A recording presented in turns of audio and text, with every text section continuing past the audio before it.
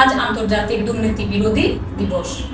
আজকে আমাদের স্টুডিওতে দুর্নীতির বিরুদ্ধে কথা বলার জন্য উপস্থিত হয়েছেন বিশিষ্ট সাংবাদিক নেতা ও দুর্নীতি বিরোধী সচেতন পরিষদ বাংলাদেশের সম্মানিত মহাসচিব জনাব মোহাম্মদ রফিকুল ইসলাম স্যার। স্যার, আসসালামু আলাইকুম। ইসলাম স্যার, কেমন আছেন? আলহামদুলিল্লাহ, আপনি কেমন আছেন? জি স্যার, আমিও ভালো আছি।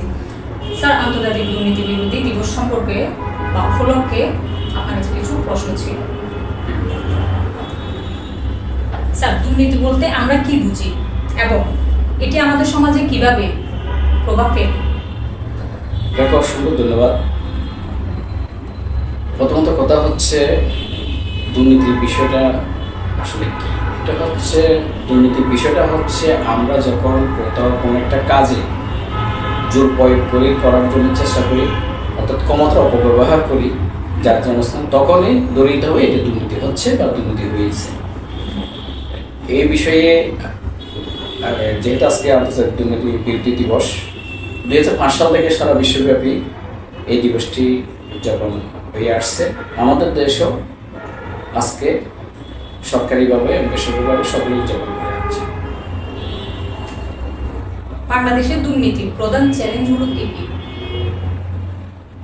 বাংলাদেশের দুর্নীতির প্রধান চ্যালেঞ্জ হচ্ছে আসলে বিশেষ করে সরকারি যে কোনো প্রজেক্টে বলেন বা সরকারি বিভিন্ন অফিস আদালতে কাজকে ডিলেডালা করা বা একটা বিশেষ কিছু গোষ্ঠী তারা তাদের ইচ্ছা মতো একটা দুর্নীতিতে লিপ্ত হয়ে কাজ করে। তবে বিশেষ করে বেসরকারিভাবে এই কর্মকাণ্ডগুলো খুবই কম বললে চলে।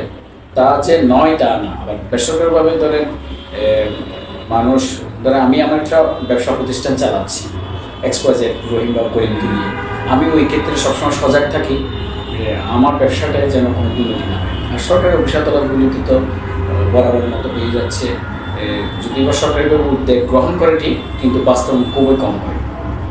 আচ্ছা, দুর্নীতি প্রতিরোধে সরকারি ও বেসরকারি প্রতিষ্ঠানের ভূমিকা কতটা কার্যকর বলে আপনার মনে হয়? খুব সুন্দর একটি প্রশ্ন করেছেন। দুর্নীতি প্রতিরোধে আসলে সরকার বিভিন্নভাবে চেষ্টা করে যায়, আসলে সদিচ্ছে খুবই বড় অভাব, তারপরও করে যাচ্ছে। তবে আমি মনে করি পাঠ্যপুস্তকে বিশেষ করে আমাদের ছেলেমেয়েদের বই পুস্তকে যদি দুর্নীতির বিরুদ্ধে এখন থেকে তাদেরকে শিক্ষা দেওয়া যদি যায়, তাহলে মানুষের একটা সচেতনতা পারবে, তাহলে আস্তে আস্তে দেখা যাবে একদিন দেশ থেকে দুর্নীতি নির্মূল হবে। তো সুতরাং সরকারি বেসরকারিভাবে সকলকে একযোগে কাজ করতে হবে, ঈশ্বর আমাদের দেশ থেকে দুর্নীতি নির্মূল হবে। সাধারণ মানুষ কিভাবে দুর্নীতির বিরুদ্ধে প্রতিরোধ গড়ে তুলতে পারে? সাধারণ মানুষ দুর্নীতির বিরুদ্ধে প্রতিরোধ গড়তে হলে ওই যে বললাম, জনসচেতনতার বিকল্প কিছু নেই, ঐক্যের বিকল্প কিছু নেই। আমরা সমষ্টিগতভাবে আমরা সকলে যদি একযোগে দুর্নীতির বিরুদ্ধে কাজ যদি করি, তাহলে অবশ্যই দুর্নীতি রোধ হবে। আচ্ছা, আপনার কাছে সর্বশেষ একটি প্রশ্ন আছে, সেটি হচ্ছে আন্তর্জাতিকভাবে দুর্নীতি বিরোধী প্রচেষ্টাগুলো কিভাবে বাংলাদেশ প্রভাব ফেলছে? খুব সুন্দর একটি প্রশ্ন করেছেন। যেমন আপনারা জানেন বা আমাদের দর্শকরা হয়তো জানে, আন্তর্জাতিকভাবে আমাদের দেশে একটি সংগঠন রয়েছে ট্রান্সপারেন্সি ইন্টারন্যাশনাল, যারা দুর্নীতির বিরুদ্ধে অনেক যখন যে সরকার ক্ষমতা আসে তাদেরকে সবসময় চাপে রাখে। তারপরও তারা তাদের অনুসন্ধানের মাধ্যমে দেশে কোথায় কোন জায়গায় দুর্নীতি হচ্ছে এই বিষয়গুলি তারা প্রচার করে। এইগুলি প্রচার করার কারণে যারা আসলে দুর্নীতিবাজ তারা একটু ভয়ভীতির মধ্যে থাকে। এটা এক প্রকার খুব প্রভাব বিস্তার করে আমাদের দেশের দুর্নীতি রোধে বিশেষ সহায়ক ভূমিকা পালন করে। স্যার, আপনাকে অসংখ্য অসংখ্য ধন্যবাদ আমাদের স্টুডিওতে এত কষ্ট করে আসার জন্য এবং এত সুন্দর উপস্থাপন করার জন্য। আপনাকে অসংখ্য ধন্যবাদ এবং দর্শক শ্রোতাকে অসংখ্য ধন্যবাদ।